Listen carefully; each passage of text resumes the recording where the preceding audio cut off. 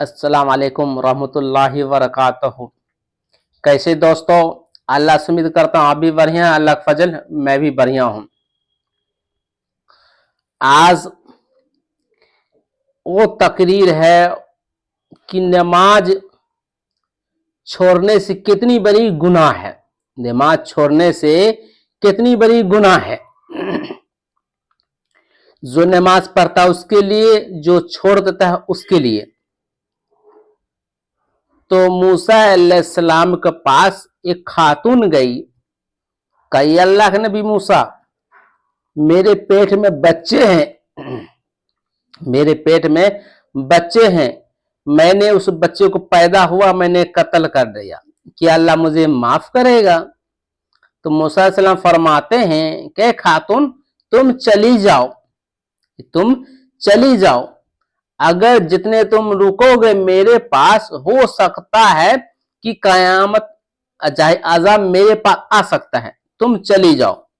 जैसे खातून गई और आ गए जिब्रील अलैहिस्सलाम, तो मूसा अलैहिस्सलाम से फरमाते हैं कि अल्लाह के नबी, आप जिसको भेजे खातून को माफी मांगने के लिए आई थी, तो आप मना क्यों किए? तो मूसा अलैहिस्सलाम फरमाते हैं कि इसलिए मैंने मना किया कि वो खातून एक नाजायज बच्चे, उस बच्चे को कत्ल कर डाला, आप गुनाहों से माफी मांगने आया, गुनाहों से माफी मांगने आया। जिब्रील अलैहिस्सलाम फरमाते हैं कि जो शख्स ऐसे छोड़ देता है, इससे बड़ा गुनाह कौन है? वो गुनाह है कि जो मुसलमान नमाज पढ़ता है, नमाज पढ़ता है कज़ा करके पढ़ता है, शख्स नमाज पढ़ता कज़ा करके, इतनी बड़ी सजा है वो जो बच्चे नाजायज है, उससे बड़ा गुनाह ये है। जो नमाज पढ़ता है, फजर की नमाज, जोहर की नमाज, अस्सी रस्सी मगरिब कज़ा करके पढ़ता है, तो उसकी बड़ी अजाब है, वैल है, एक जहन्नम की वादी है, उसको वैल कहा जाता है कि जहन्नम भी उसे फना मांगता है जिसने नमाज छोड़ दिया।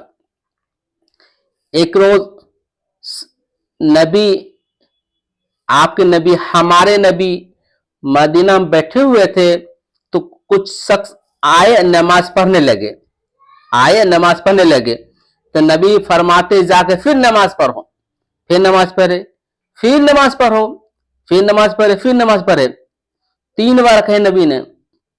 तो वो फरमाते हैं ये अल्लाह के नबी, जितने मेरी हैसियत है उस मैंने नमाज पढ़ा, जितने मेरे पास हैसियत था वो मैंने नमाज पढ़ा, आप ही बता दें मैं किस तरह नमाज पढ़ूं।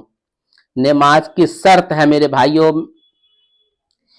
कि रात हम करते हैं, सना पढ़ते हैं, तो अच्छे से पढ़ें, समझ के पढ़ें कि हम क्या पढ़ रहे हैं, हम समझ के पढ़ें क्या पढ़ रहे हैं। इससे क्या है कि रुकू सही करना, क़िरात सही करना, सजदा सही करना, 2 रिकात को जो बीच में बैठ जाते हैं उसको सही करना, ये होता नमाज का मायने। नमाज तभी होती है कि धरा नमाज पढ़ लिए, सब कुछ समझ के नमाज पढ़ने पड़ेगा। इंसान जो नमाज कज़ा करके पढ़ता है, फजर की नमाज जोहर में पढ़ लेता है, इसमें क्या है कि 2 रिकात मैंने पढ़ ली, ये कज़ा हो गई। जो मैंने लेट को पढ़ा, कज़ा करके पढ़ा, उसके लिए क्या है कि तौबा करे, इस्तिग़फ़ार पढ़े, अल्लाह से माफी मांगे कि अल्लाह मैंने नमाज छोड़ दी, अल्लाह मुझे इतने कज़ा जानबूझे अनजाने में हुआ, अल्लाह मुझे माफ कर दे, अल्लाह मुझे माफ कर दे। तभी मेरे दोस्तों कज़ा की होती है, तभी माफी हो सकता है कि हम नमाज पढ़ ली, कज़ा पढ़ लिए, अल्लाह से जो हम खता किए, गुनाह किए, उसके माफी मांगे? नहीं मांगे। इसको माफी मांगना ही पड़ेगा, अल्लाह से आगे गिड़गिड़ाना ही पड़ेगा, अल्लाह का आगे तौबा करे, गिड़गिड़ाएं। क्या है मेरे भाइयों, नमाज ये हुआ कज़ा करने वाले के, तो हमको खुद सोचना है, खुद अपने आप को देखना है कि मैं नमाज पढ़ रहा हूं कि कज़ा करो। जो जहन्नम से बड़ा अजाब है वैल, कि कज़ा करने वाले के, जो शख्स नमाज छोड़ देता है उसकी कितनी बड़ी पकड़ होगी। मेरे साथियों, ये खुद देखना है, ये खुद हमको जायजा करना है कि नमाज हम छोड़ दिए हैं कि नमाज हम पढ़ रहे हैं। खुद सोचना पड़ेगा ना, हम ना सोचेंगे सोचेगा कौन। गुनाह हम कर रहे हैं, खता हम कर रहे हैं, तौबा भी हम ही करेंगे।